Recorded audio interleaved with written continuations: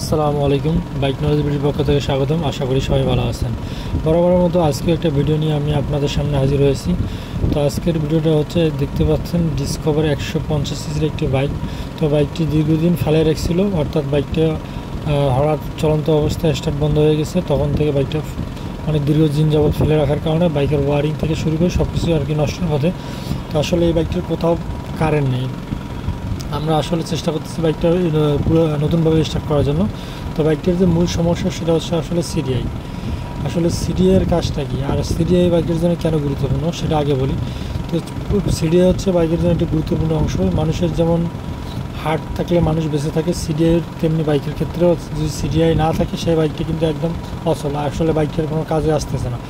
আসলে সিডিআইয়ের যে মূল কাজটা হচ্ছে কি, সিডিআইয়ের মূল কাজটা হচ্ছে আপনার পুরো বাইকটাকে কারেন্ট সার্কুলেটর কি করা।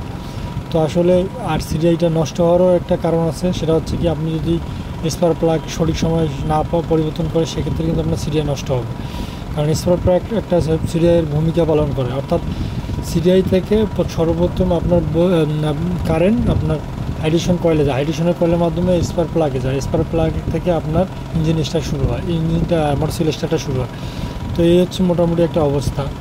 আর এই যখন আপনার স্পার্ক প্লাগটা আপনার দুর্বল হয়ে যাবে, কালো হয়ে যাবে, যদি আপনি সঠিক সময় পরিবর্তন না করেন, কারণ বাংলাদেশের তেলের বাজারের তেল ভালো না, যার কারণে স্পার্ক প্লাগ তাড়াতাড়ি নষ্ট হয়, তখন কিন্তু সিডিআই আস্তে আস্তে দুর্বল হয়ে সিডিআইটা নষ্ট হয়। সেম অবস্থা তাই। তো আসলে সিডিআইয়ের প্রধান কাজটা হলো স্পার্ক প্লাগের সঠিক সময় এবং পর্যাপ্ত শক্তিতে বিদ্যুৎ সরবরাহ করা এবং বাইক স্টার্ট করা। সহজ ভাষায় সিডিআই হলো একটি ইলেকট্রিক ডিভাইস যা বাইকের ইঞ্জিনকে সঠিক সময় এবং শক্তিশালী স্পার্ক সরবরাহ করে থাকে। সিডিআই একটি ক্যাপাসিটর ব্যবহার করা হয়, যা আপনার বিদ্যুৎ শক্তি সঞ্চয়ে সাহায্য করে।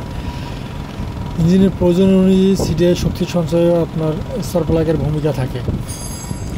আর সঠিক সময়ে শক্তিশালী স্পার্ক প্লাগের মাধ্যমে সিডিআই ইঞ্জিনকে আরও কার্যকরভাবে চলতে সাহায্য করে। এ হচ্ছে আপনার সিডিআই মোটামুটি একটা কাজ।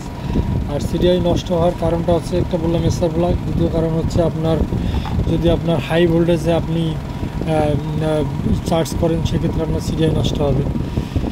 দেখা যাবে যে কিছু ত্রুটিপূর্ণ চার্জিং সিস্টেমের কারণে, পুরাতন হওয়ার কারণে, তারের সমস্যার কারণে, বৈদ্যুতিক ত্রুটির কারণে সিডিআই ইউনিট নষ্ট হয়।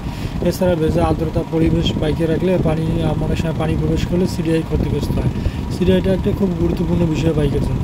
শর্ট সার্কিট, ভোল্টেজ স্পার্ক এবং চার্জিং সিস্টেমের ত্রুটির কারণে সিডিআই ক্ষতি হতে পারে। আবার সময়ের সাথে সিডিআই ইউনিট উৎপাদনগুলো ক্ষয়ে যেতে পারে, অর্থাৎ আস্তে আস্তে পুরাতন হয়ে যাচ্ছে, ইউনিটগুলো অক্ষত হয়ে যাইতে পারে। বৃষ্টির পানিতে এবং অন্যান্য ক্ষেত্রে আপনার পানি, যখন আপনার পানি ঢুকে যাবে তখন সেক্ষেত্রে নষ্ট হবে।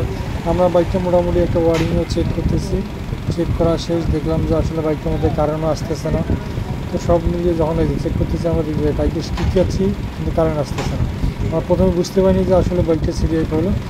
তখন আমরা দেখলাম যে আসলে যখন কারেন্ট আসতেছে না, তখন আমরা সিডিআইটা পরিবর্তন করে একটা নতুন সিডিআই ব্যবহার করলাম এবং সঙ্গে সঙ্গে বাইকটা আমরা স্টার্ট নিয়ে নিল। এবং আসলে অনেক ভালো লাগলো যে আসলে বাইকটার সমস্যা আমরা ধরতে পেরেছি। তো আসলে এটা হচ্ছে মূল সমস্যা, যে সিডিআই যদি আপনি সঠিক সময় আপনার স্পার্ক প্লাগ যদি আপনি সঠিক সময় পরিবর্তন না করেন, স্পার্ক প্লাগের সমস্যা যদি বুঝতে না পারেন, তাহলে কিন্তু আপনার অনেক টাকা ক্ষতি হবে। সিডিআই দামও কিন্তু অনেক। ভিডিওটা ভালো লাগলে অবশ্যই শেয়ার করবেন।